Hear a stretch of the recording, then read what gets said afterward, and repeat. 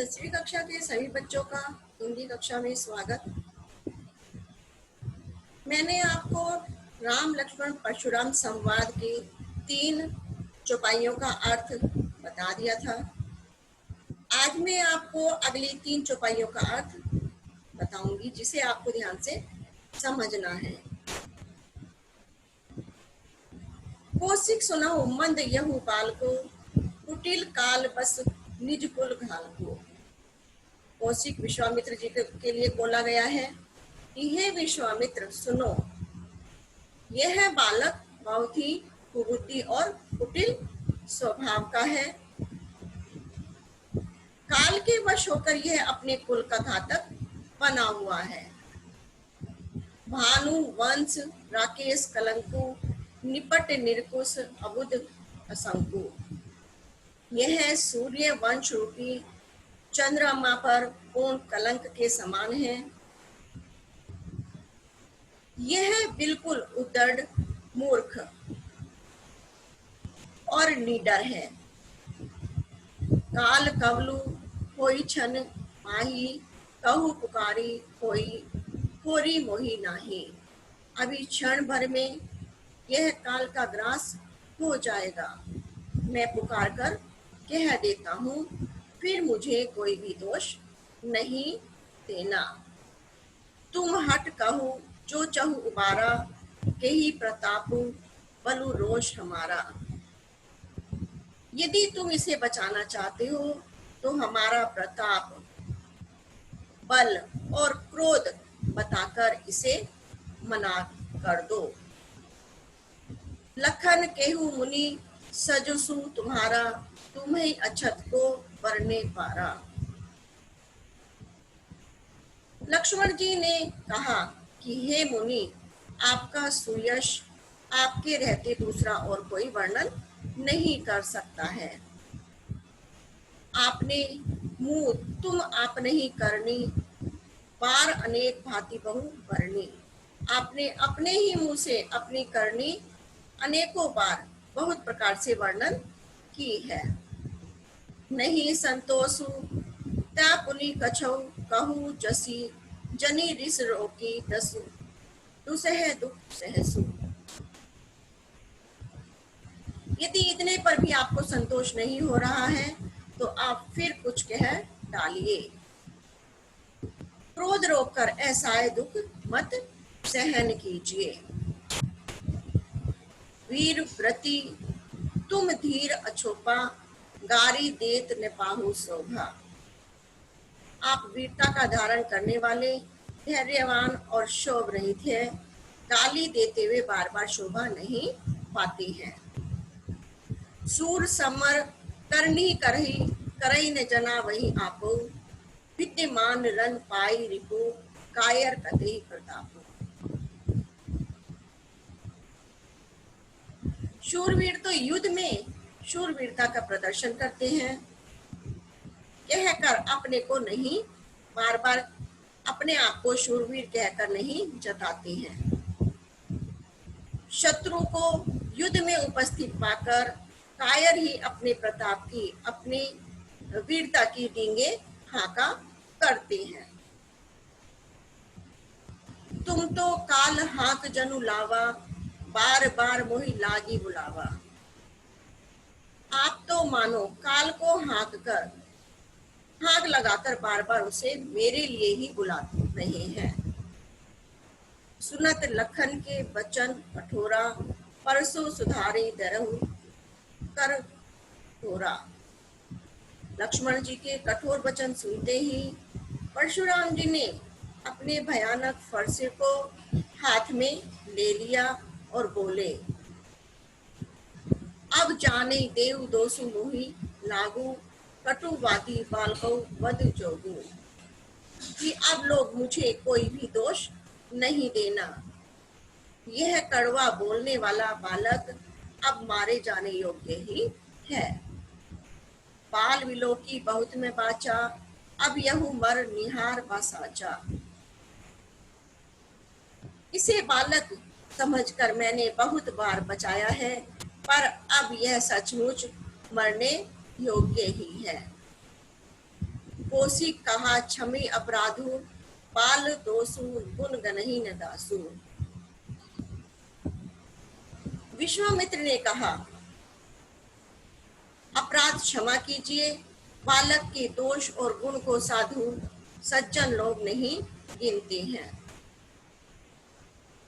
घर कुठार में करहु को ही, आगे अपराधी गुरु दोही।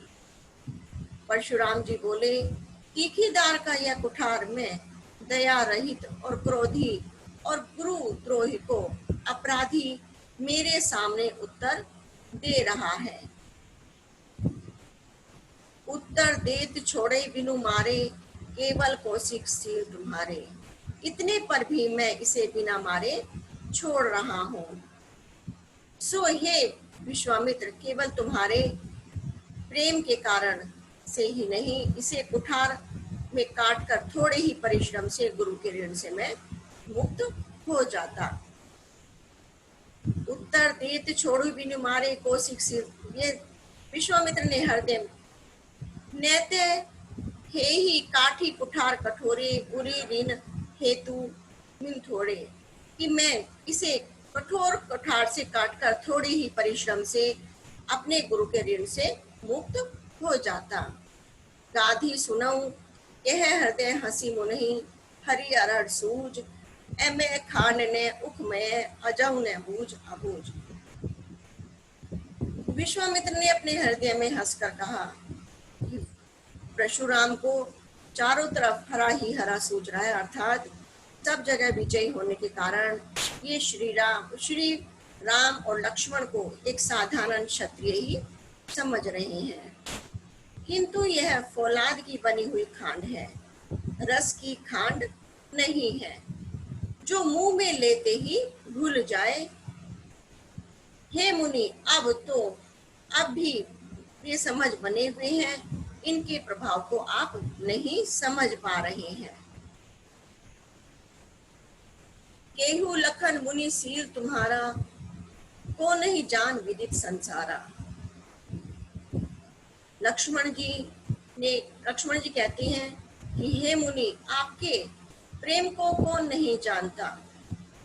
यह तो संसार में संपूर्ण विश्व में प्रसिद्ध है। माता पिता ही उरिन भयनी के, गुरु रीनु रहा सोच बड़ जी के। माता पिता से तो आपने अच्छी तरह से ऋण हो गए हैं, अब गुरु का ऋण रहा। जिसका जी में बड़ा आपको सोच लग रहा है। सो जनु हमरे माथे काड़ा, दिन चली गए ब्याज बढ़ बारा। यह मानो हमारे ही मत्थे पड़ा है, बहुत दिन हो गए हैं, इसमें ब्याज ही बहुत बढ़ गया होगा। अब हिसाब करने को आप किसी को बुला लीजिए, तो मैं तुरंत थैला खोल करके दे दूं। अब आने ही व्यवहारिक बोली, तुरंत देहू में थैली खोली कि अब किसी हिसाब किताब कराने वाले को आप बुला लीजिए, तो मैं तुरंत अपनी थैली खोल करके दे दूं। सुनी कटु वचन कठोर सुधारा, हाय हाय सभा पुकारा। लक्ष्मण जी के ऐसे कठोर वचनों को सुनकर परशुराम जी ने अपनी कुठार को संभाल लिया, जिससे सारी सभा में हाय हाय की पुकार गूंज उठी। प्रभुवर परशु देखा बहु मोही, विप्र बिचारी बचहु रक्त होही। लक्ष्मण जी ने कहा, हे भृगु श्रेष्ठ, आप मुझे बार बार फरसा दिखा रहे हैं, पर हे राजाओं के शत्रु, मैं ब्राह्मण समझकर आपको बार बार बचा रहा हूँ। मिले न कभू सुबह रन गाड़े, द्विज देवता धरही के बाड़े। आपको कभी रणधीर बलवान वीर कभी नहीं मिले होंगे। हे ब्राह्मण देवता, आप घर में ही बड़े बने हुए हैं। अनुचित कही सब लोग पुकारे, रघुपति सैनी लखन निवारे।